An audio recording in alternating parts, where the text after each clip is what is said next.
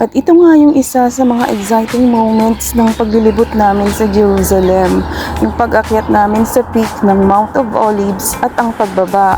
Halos humiyaw kami sa sinakyan naming electric trike dahil bukod sa matatarik na daan at makipot, pwede rin kaming malaglag anytime kapag hindi kumapit ng maayos. Pero take note ha, nakapag-video pa rin kami. Oh my god, oh my god. That's all to go. But it's nice. But then exciting. Yung paano mo yan? Dami. Ay, dito pa yan. Where ka? Ay, umawa kayo dyan. Ay, baka kaulat eh. Bakit ay sikat sa akin? Walang seatbelt, no?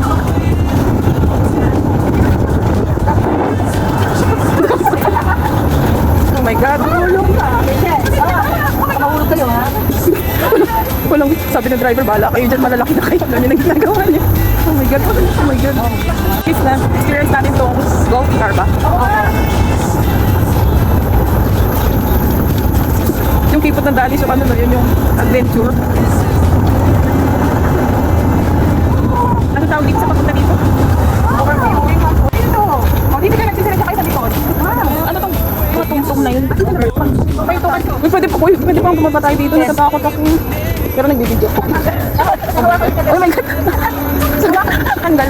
Grabe lamig nila. Oh dear God. Ayun na yung mga colors, oh. Those are olives. See? Ganda. Baka sa inyo yung moto ko. May aso. Oo, may aso. Hi, doggy. Oh, kawawa naman sila. Camel? Where's the where? Where's the camel? Oh, ano? Oh, mama.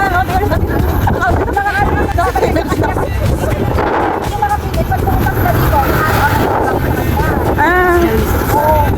Uulan. So, kita ako. Oh, kaya sanay ka. Madulas.